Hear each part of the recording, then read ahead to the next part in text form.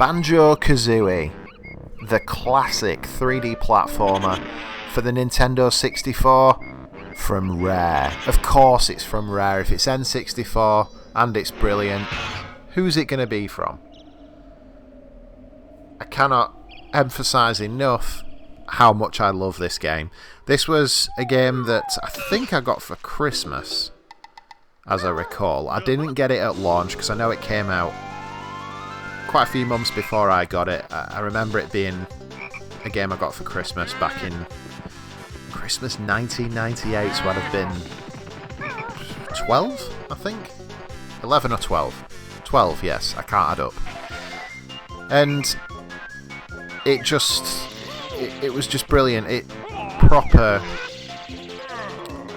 properly became an addictive game for about 3 months that I was just playing relentlessly, collecting everything in the game. This is one of the big things about Banjo-Kazooie.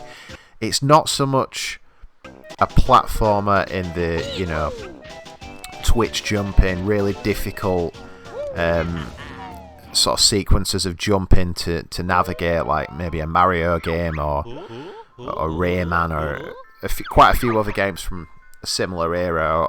It wasn't anything like that. This was so much more about the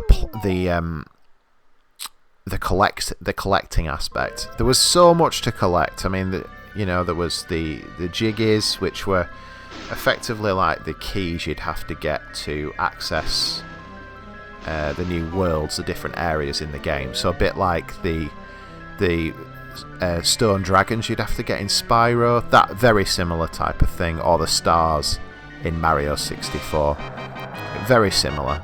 So yeah, you go around the levels, you collect the jiggies, which are jigsaw pieces. But then there are so many other different bits to get. Musical notes. There was like lots of different currencies that you'd use in the many different shops, and yeah, I could talk about the different aspects of the game for a long time, but let's not focus on what I remember of it, because believe it or not, this will be one of the very first occasions I've played the game in what will be 23 years-ish. So, yeah, I've never played it since. I know it got re-released on the Xbox 360 when obviously Microsoft bought Rare. Something that I personally have a large degree of sadness about, because they've not... I know a lot of people love Sea of Thieves, but they've not really delivered, in my opinion, since. Although the new game that's coming out, Everwild, does look very good. But I am digressing with this. I've never played it since. I know it came out on the Xbox 360, and then I know it came out on the Xbox One in the Rare Replay package, which I do actually have because I have Game Pass, so I might, depending on how well I feel this fares, I may well have to dip in to Banjo. As you can see, I've talked over all of this, but there is quite a fun storyline in Banjo. Obviously nothing too crazy, but essentially you play a bear called Banjo, and you have a friend called Kazooie, who is a bird that lives in your backpack, and that almost acts as Tails from Sonic in a way. You know, he can lift Banjo up, get him to different platforms, that type of thing. He can help, makes you fly in short distances and bursts. And Banjo's sister, as I recall, whose name I've forgotten, but she's on the screen right now, and she's about to get abducted by the witch, who I think was called Grunty, as I recall. So, very simple premise: get your sister back from the evil witch. There's quite a lot of comedy in the game, very much a Rare thing on the N64.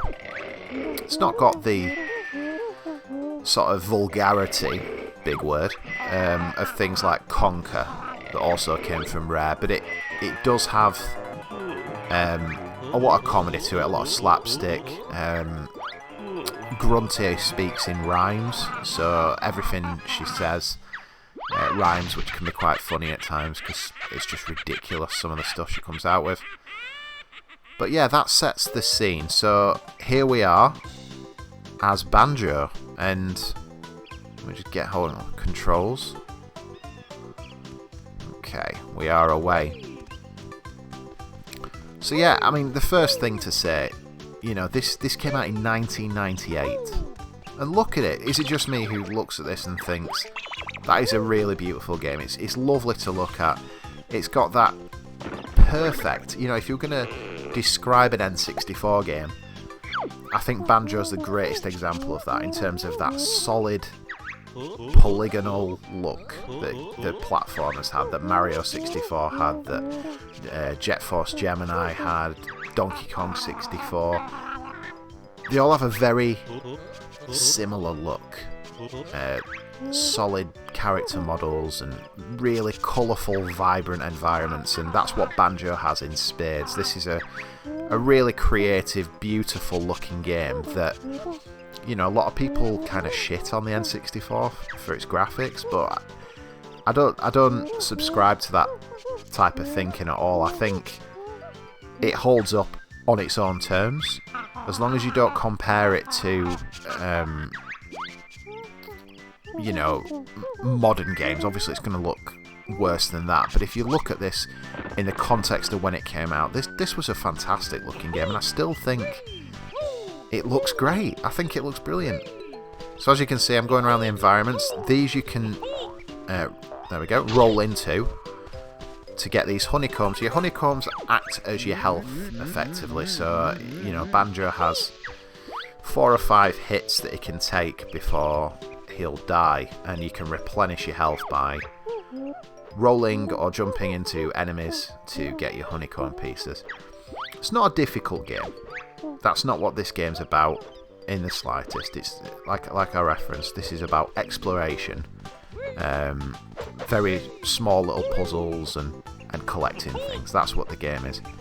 More of an adventure game than a platformer, but I think it gets ring-fenced as a platformer on the account of the fact that I'm a cute looking animal that can jump a lot. But it's very different to the likes of Mario 64 and stuff like that. So we're going around the environment, getting some honeycomb pieces. No need for that because I've got full health anyway, but it's just, you see things in the distance like that. I want it. I don't even remember what that is.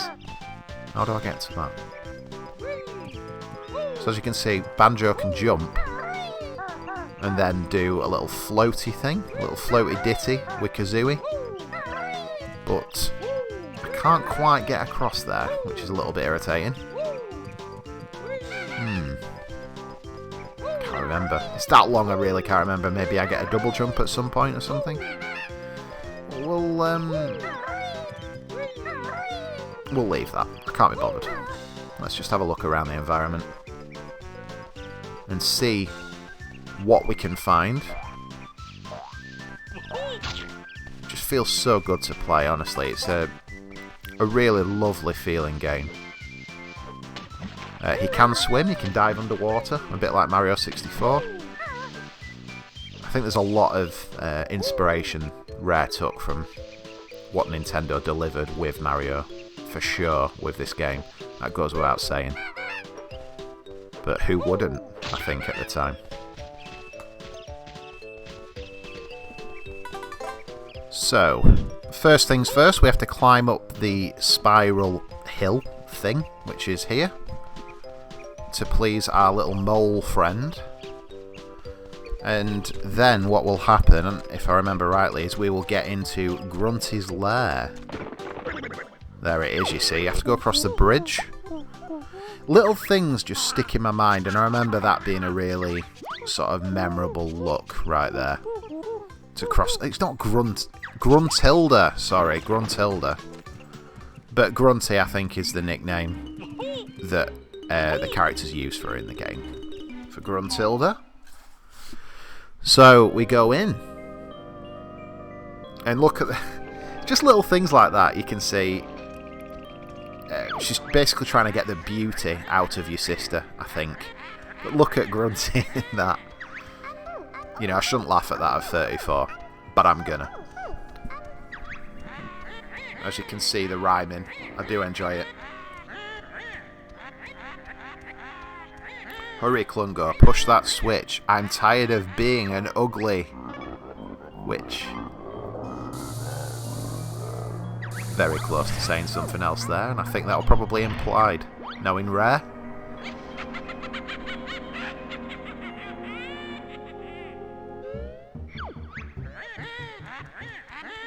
So here we go, this is your overworld, if you will, like the place where you can access the different levels from. So if we go up here, what you'll find is we need a jigsaw piece to get into the first sort of area, the world. So they're the main collectible for your progression. You need to get your jigsaw pieces. They're your, like I say, they're your stars from Mario 64 that you use to jump into the pictures. And that's what we have here. And, you know, I'm not saying that it's a particularly creative game, because it clearly used its inspiration from games of the years that had come out in the preceding years, should I say. But I think it's at least as good as Mario 64. I really do. It's a different game. One big drawback, as I'm already remembering right there, the camera. The camera is rubbish. Very similar to Mario. It uses where you have to press the button to kind of move it left and right. That was the drawback of the N64, just having one analog stick, obviously. Something that we have improved at with age is mapping camera to one stick and movement to another. But it did what it could with what it had, I suppose. So we got the jigsaw piece, stick it in here. You might think, oh, there we go, it's going to go into the picture and then I'm going to be able to jump into the picture. Because that would be a very simple thing to think after playing Mario 64. So as you can see, it's filled the picture.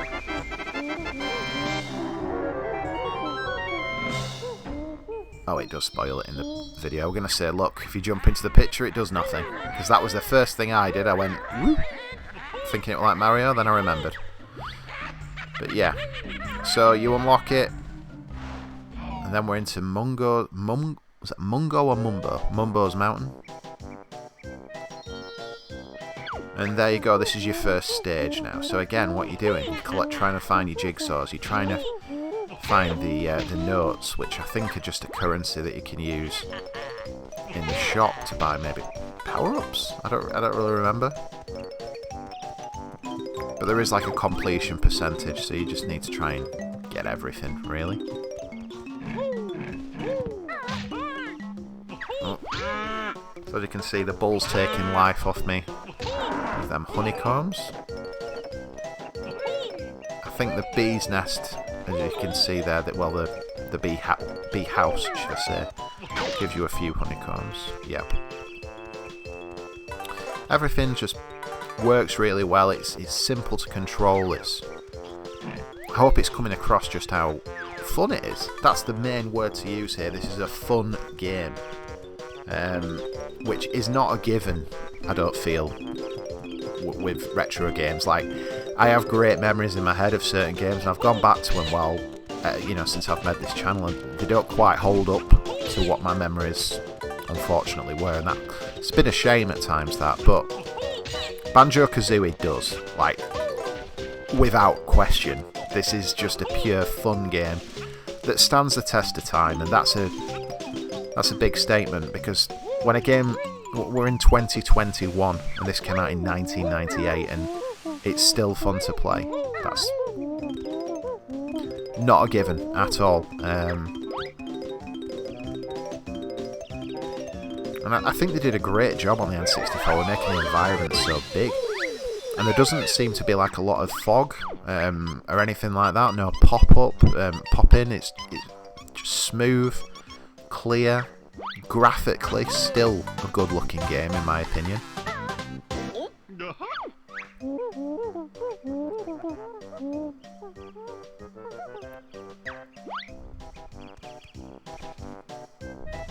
But I just love this on the N64. This type of game, these like non-linear games where you know, I decide what order I do things in, what order of the worlds I enter. As you know, I spend my jiggies as I wish to choose the worlds that I want to go in.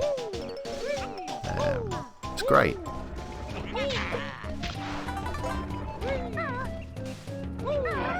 So there's the notes.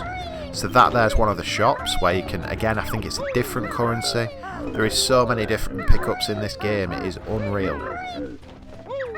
There's a lot to it. It's quite a long game, as I recall. Well, it took me a long time, but like I say, I was quite young. Be very intrigued to see how long it would take in... Oh, hello. See it under here? Get that. Another currency. So yeah, sorry, you use the Mumbo tokens in the shops, which is Mumbo's shop. And he would then give me something. I'm not entirely sure what.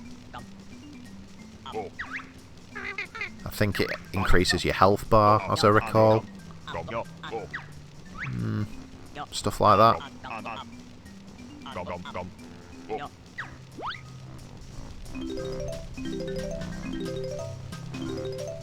But yeah, just fun. I could genuinely sit here and just play this all night if I'm being honest. So I remember here, you've got to be careful getting off here because you can miss a jigsaw piece. There we go. Little things just stay in your mind, don't they, when you've not played a game for a long time? They always do.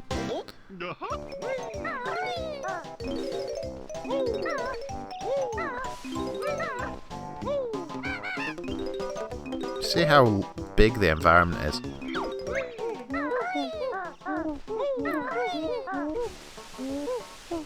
Whoa!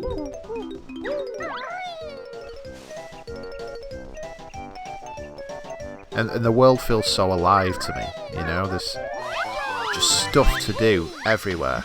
The map is packed with activities to do and things to pick up.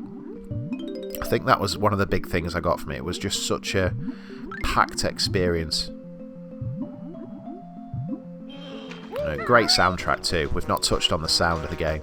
Very catchy, very rare, you know. They always packed so much charm and sort of whimsy into every aspect of their games on this platform. So little puzzles like this where you have to get him to knock each of the switches. Nothing major, you know, just little diversions from your main quest objective, and that was always fun to me. Get a jiggy from it. And that happens around all the stages. You know, you have stuff like that. So I think it's time I started to kind of summarise my thoughts on Banjo-Kazooie, and I mean, quite obviously, I'm a big fan of the game. I do find it a little bit biased of me sometimes if it's a game that I already had sort of emotional attachment or sentimentality towards, that I'm clearly going to rate it higher than a game I've not played before, or there's more chance of that. But I've got to be honest, I don't think that's the case here. I think Banjo-Kazooie is a game that anyone, doesn't matter if you've had experience with this game or not, anyone will enjoy this game. Anyone of any age as well. This is a timeless experience. This is the N64 in a nutshell to me. There's certain games on that platform that make it the Nintendo 64. GoldenEye, Mario 64, Banjo-Kazooie. I would put it in the top 3 games on that system, possibly, I think. A lot of people would be going, you've not said Legend of Zelda. Yeah, that'd be number 4. I'm sorry, that's how I feel. This is a great game. I highly encourage everyone to give it a go, as I think, having now re-experienced it, I'm going to have to do on Xbox, because it's on Game Pass. I've got a Series S now. It would be rude not to, I think, because there's nothing I want more on my achievement list than 100% in Banjo-Kazooie. A great game, and just another example of why I'm sad what's happened to Rare. I know a lot of people love Sea of Thieves, but get them back to what they're good at, Microsoft. Get them on Banjo-Kazooie, not that nuts and bolts crap that I saw that came out. Get them to make a fully fledged 3D Banjo-Kazooie 3 in very much the same vein as this, and please, we'll all be happy. Everyone tweet Rare, tell them to watch this video, tell them to remember what they are.